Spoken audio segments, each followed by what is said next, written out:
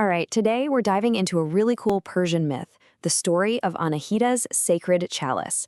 And look, it's a classic hero's journey, for sure. But what I find so fascinating, what makes this story really stick with you, isn't just the adventure, it's the words, the very specific, powerful words they use to bring this epic world to life. So let's start with the central problem.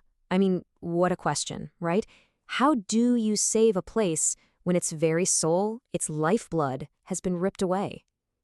This one question just hangs in the air and sets the stage for this absolutely desperate quest against what feels like impossible odds. Okay, so let's set the scene. Our story begins in ancient Persia. It's a land that was once thriving, protected by the goddess Anahita and her divine chalice. But, as you can guess, that's all about to change, sparking a crisis that threatens to tear the entire kingdom apart. You can just feel the heartbreak in the language they use. One minute, Persia is a land of splendor, just gleaming with abundance. And then boom, the chalice is gone. The kingdom plunges into this deep melancholy. And now they're facing a quandary, a problem so tough there's just no obvious solution. The words themselves paint this picture of a complete and total collapse. And, every great crisis needs a villain. In this story, it's a guy named Zahak, a malevolent spirit, or a deivai. Now, his motivation isn't some complex political plan. Nope, he's driven by pure rancor. That's just bitter, nasty hostility and this insatiable greed that the story calls cupidity. Cupidity. Let's talk about that word for a second. It's so much more than just being greedy. It's this all-consuming, obsessive need for more, and it just poisons everything it touches. This one word just perfectly captures Zahak's rotten-to-the-core personality. It's the engine driving this whole mess. But where there's great darkness, a hero has to rise, right? So meet Zara. She's a priestess of Anahita. And get this, she doesn't carry a sword. Her weapons are gallantry, which is this noble, unwavering kind of courage, and astuteness, a mind that is incredibly sharp and shrewd. And astuteness isn't just about being smart or, having read a lot of books. It's more like a cunning, practical intelligence. It's that ability to see through deception, to find a path forward where everyone else just sees a dead end.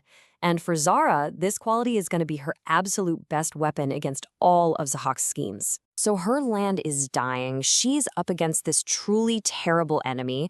Zara knows she has to do something, so she seeks out guidance and she prepares to make this solemn vow that's going to set her on a path that is both incredibly dangerous and there's no turning back. She goes to the Magi, the wise counselors, and they give her this critical piece of advice. They say it's not about strength, it's not about power, the key is piety. Her mission has to be rooted in this really devout faith if she's ever going to succeed. And piety is such a crucial idea here. It's that deep spiritual reverence. It's really the one thing that separates Zara from Zahak. See, her quest isn't for fame or for money. It's for the sacred restoration of her homeland. It's what makes her worthy of a divine quest in the first place. And her response, it's just so powerful. Listen to the word she chooses. Equanimity. She's not just fighting to bring back the flowing rivers and the crops. She's fighting to restore the deep sense of calm, the spiritual balance of her entire land. So, the vow is made. Now comes the really hard part. Zara begins the most dangerous leg of her journey. She's heading for Zahak's fortress, a place that is literally designed to break the will of even the bravest heroes. Her path is blocked by 3 major trials.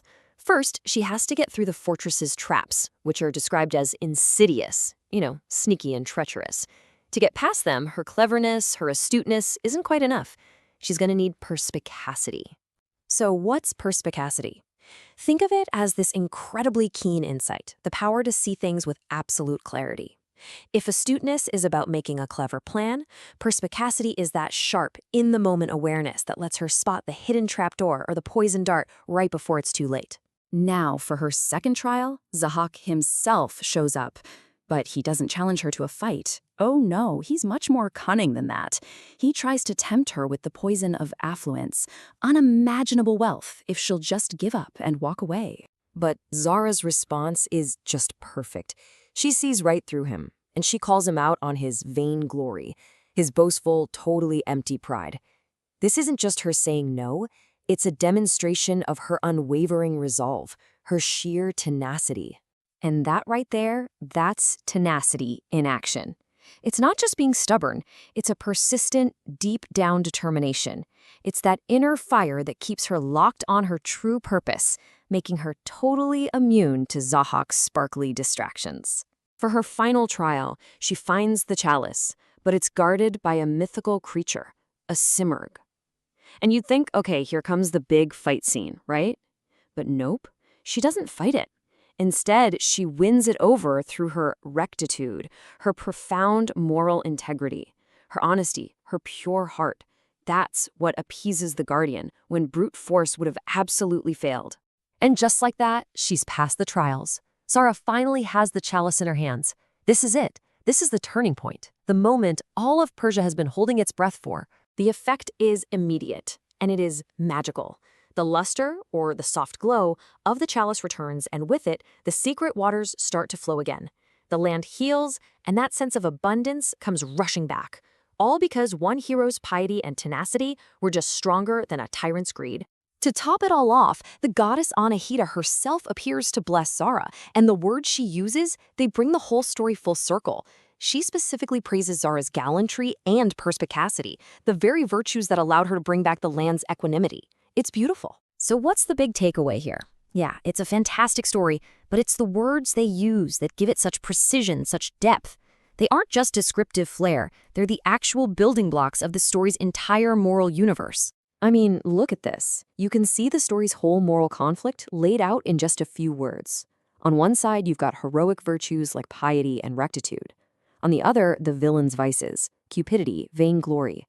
And caught in the middle is the state of the world itself, shifting between splendor and quandary. These words don't just tell the story. In a way, they are the story. And that leaves us with one last thing to think about. The myth of Zara is ancient, but the virtues it celebrates, tenacity and rectitude, are absolutely timeless. And it kind of makes you wonder, doesn't it? What are the modern fortresses of greed and despair we're facing today?